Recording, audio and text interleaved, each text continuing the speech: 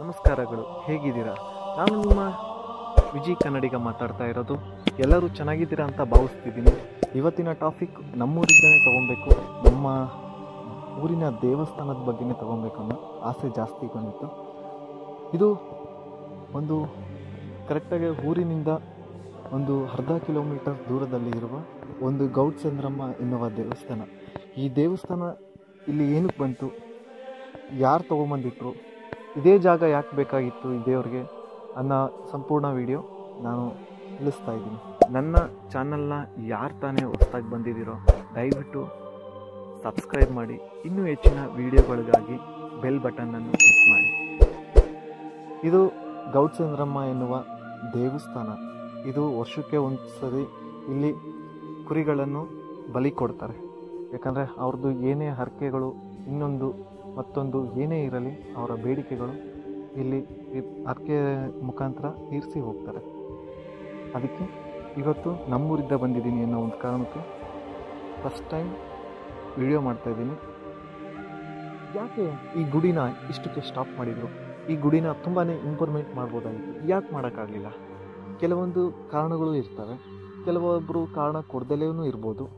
50 kilometre ದೂರದಲ್ಲಿ ಇರುವ ಗೌಡ್ಸಂದ್ರಮ್ಮ ಎನ್ನುವ ದೇವಸ್ಥಾನದಿಂದ ಒಂದು ಚಿಕ್ಕ ಮೂರ್ತಿಯನ್ನು ತೆಗೆದುಕೊಂಡು ಬಂದಾಗ ಇಲ್ಲಿಗೆ ಬಂದಾಗ ಈ ದೇವರು ಇಲ್ಲೇ ಸ್ಟಾಪ್ ಆಯಿತು. ನಾನು ಇಲ್ಲೇ ನೆಲೆಯಿಸ್ತೀನಿ, ಈ ಜಾಗದಲ್ಲೇ ನಾನು ಪೂಜಿಸ್ತೀನಿ ನನ್ನನ್ನು ಅಂತ ಒಂದು ಎತ್ತು ಮತ್ತು ಕೋಣನೂ ಕಟ್ಬಿಟ್ಟು ಈ ಮೂರ್ತಿಯನ್ನು ತೆಗೆದುಕೊಂಡು ಹೋಗ್ಬೇಕಂತ ತುಂಬಾ ಹರಸಾಹಸ ಮಾಡಿದರು. ಅದು ಯಾರ ಕೈಲಿದ್ದನೂ ನಡೆಯಿಲ್ಲ. ಎಷ್ಟು ಸುಮಾರು 10 ಇಲ್ಲ 20 ಎತ್ತು ಜೊತೆ ಕಟ್ಟಿ ಹೊಡೆದ್ರೂ ಇದನ್ನು ತೆಗೆದುಕೊಂಡು ಹೋಗೋಕ್ಕೆ ಯಾರ ಕೈಲಿದ್ದನೂ ಆಗಲಿಲ್ಲ. ಆವಾಗ ಈ ದೇವರು ಇಲ್ಲೇ ಇರಲಿ, ಈ ತಾಯಿ ಇಲ್ಲೇ ನೆಲೆಸಲಿ, ಈ ತಾಯಿ ಎಲ್ಲರಿಗೂ ಆಶೀರ್ವಾದ ಮಾಡಲಿ ಅಂತ ಇವತ್ತಿನವರೆಗೂ ಇಲ್ಲಿ ಪೂಜಿಸ್ತಾ ಇದ್ದಾರೆ. ಮಂಗಳವಾರ ಆಗಿರೋ ಕಾರಣದಿಂದ ಇವತ್ತು ಈ ದೇವಸ್ಥಾನದ್ದು ಫಸ್ಟ್ನೇ ವಿಡಿಯೋ ಮಾಡೋಣ ಅಂತ ಬಂದಿದ್ದೆ. ಎಷ್ಟು ನೀಟಾಗಿ ಪೂಜೆ ಮಾಡೋಗಿದ್ದಾರೆ ನೋಡಿ. ನಾನು ಕೆಲವೊಂದು ಟೈಮಲ್ಲಿ ಬಂದು ಪೂಜೆನೂ ಮಾಡಿರ್ತೀನಿ. ಇಂಪ್ರೂವ್ಮೆಂಟ್ ಮಾಡಬೇಕು, ಯಾರು ಇದಕ್ಕೆ ಸಹಾಯ ಮಾಡ್ತಾರೋ ಇಲ್ಲ ಗೊತ್ತಿಲ್ಲ. ನನ್ನ ಕೈಯಾರ ಏನಾಗುತ್ತೋ ಆ ಸಹಾಯಗಳನ್ನು ನಾನು ಮಾಡ್ತೀನಿ. ನಿಮ್ಮ ಕೈಯಲ್ಲಿ ಏನು ಸಹಾಯ ಮಾಡಬೇಕನ್ಸುತ್ತೋ ಅದನ್ನು ನನಗೆ ತಿಳಿಸ್ರಿ. ಜೊತೆಗೂಡಿ ಈ ಪುನರ್ನಿರ್ಮಾಣ ಮಾಡೋಣ. ಸುಮಾರು 1 ಶತಮಾನವೇ ದಾಟಿದೆ ಈ ದೇವಸ್ಥಾನ ನಿರ್ಮಾಣ ಆಗಿ. ಇದು ಊರಿನ ಗ್ರಾಮಸ್ಥರು ದೇವಸ್ಥಾನ. ಇದು ವರ್ಷಕ್ಕೆ ಒಂದು ಸರಿ ಇಲ್ಲಿ ನಡೆಯುವ ಜಾತ್ರೆ, ಮಾರೆಮ್ಮ ದೇವಿಯ ಜಾತ್ರೆ. ಅಂದರೆ ಗೌಡ್ಸಂದ್ರಮ್ಮದಲ್ಲಿ ಮೊದಲನೇ ವಾರ ಪೂಜೆ ಆದರೆ ಇಲ್ಲಿ 2ನೇ ವಾರ ಪೂಜೆ ಆಗುತ್ತೆ. ಇಲ್ಲಿ ಸಾವಿರಾರು ಜನಗಳು ಬರ್ತಾರೆ ಪೂಜೆ ಮಾಡಿಸ್ಕೊಂಡು ಹೋಗುತ್ತೆ. 108 ಬಯಕೆಗಳು ಬಯಸಿ ಬಂದವರಿಗೆ ಆಶ್ರಯ ಈ ದೇವರು. ನೀವು ಬಯಸಿದ್ದು ಈ ದೇವರಲ್ಲಿ ಕೇಳಿಕೊಂಡು ಹೋದರೆ ನಿಮ್ಮ ಜೀವನ ಅಂದುಕೊಂಡಂತೆ ನಡೆಯುತ್ತದೆ. ನಿಮ್ಮ ಬೇಡಿಕೆಗಳು ಏನೇ ಇರಲಿ ಈ ದೇವರಲ್ಲಿ ಬೇಡಿಕೊಳ್ಳಿ. ಒಂದೇ ಒಂದು ಕಾಣಿಕೆ ಉಂಡಿ ಇರಲಿ ಅಂತ. ಇದಕ್ಕೇನಾದ್ರು ಅದು ಯೂಸ್ ಆಗುತ್ತೆ. ಯಾರಾದರೂ ಅವರು ಏನಾದ್ರು ಒಂದು ತಂದುಬಿಟ್ಟು ಅದರಲ್ಲಿ 1 ರೂಪಾಯಿ 2 ರೂಪಾಯಿ ಹಾಕ್ತಾರೆ ಅನ್ನೋ ಒಂದು ಕಾರಣಕ್ಕೆ ಒಂದು ಕಾಣಿಕೆ ಡಬ್ಬಿ ತಂದು ಇಟ್ಟೋಗಿದೆ. ಕಳ್ಳರು ಅದನ್ನೇ ಹೊತ್ಕೊಂಡು ಹೋಗ್ಬಿಟ್ಟಿದ್ದಾರೆ. ಅದರಿಂದ ನಿಮಗೆ ಲಕ್ಷಾಂಗಟ್ಟಲೆ ಬರಲ್ಲ.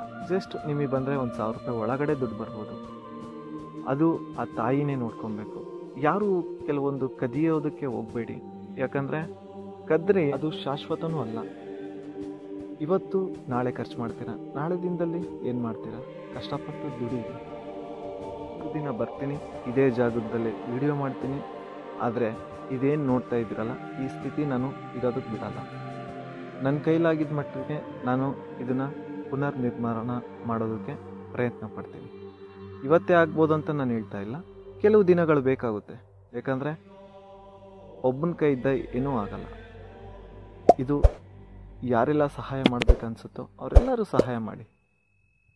ಎಲ್ಲ ನಿಮ್ಗೆ ಹೆಂಗೆ ಗೊತ್ತಾಯಿತು ಅಂತ ಕೆಲವರು ಕಮೆಂಟ್ ಹಾಕ್ಬೋದು. ನಮ್ಮೂರವರು ಕಮೆಂಟ್ ಹಾಕ್ದೇ